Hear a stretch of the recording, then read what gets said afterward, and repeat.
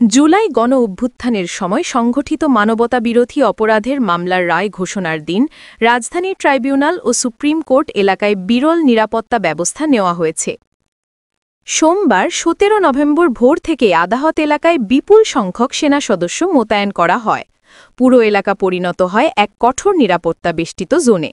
Supreme court প্রশাসন সেনাবাহিনীকে আনুষ্ঠানিকভাবে চিঠি পাঠায় এবং ১৬ নভেম্বর বিষয়টি নিশ্চিত করা হয়। এর আগেও রায়ের তারিখ ঘোষণার পর সেনা মোতায়েন ও কঠোর নজরদারি চালানো হয়েছিল। মামলার কেন্দ্রবিন্দুতে রয়েছেন ক্ষমতাচ্যুত সাবেক প্রধানমন্ত্রী শেখ হাসিনা, সাবেক স্বরাষ্ট্রমন্ত্রী আসাদুজ্জামান খান কামাল এবং সাবেক আইজিপি চৌধুরী আবদুল্লাহ আল মামুন। তাদের বিরুদ্ধে জুলাই গণ অভ্যুত্থানের সময় সংগঠিত হত্যাকাণ্ড ও সহিংস ঘটনার অভিযোগ আনা হয়। আন্তর্জাতিক অপরাধ ট্রাইব্যুনাল ১-এর ৩ সদস্যের প্যানেল বিচারপতি মোহাম্মদ গোলাম মর্তুজা মজুমদারের নেতৃত্বে গত ১৩ নভেম্বর রায় ঘোষণার দিন নির্ধারণ করেন।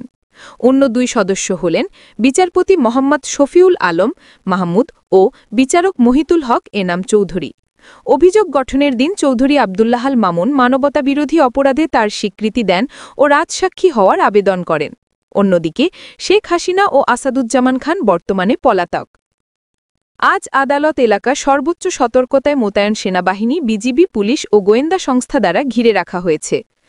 চেকপোস্ট, টহল ও নিরাপত্তা ব্যবস্থা পুরো এলাকা কড়া নিরাপত্তার চাদরে ঢেকে দিয়েছে।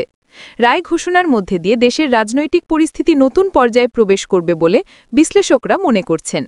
দেশের সকল চোখ এখন ট্রাইব্যুনালের দিকে, যেখান থেকে রাজনৈতিক ও সামাজিক প্রভাব স্পষ্ট হয়ে উঠবে।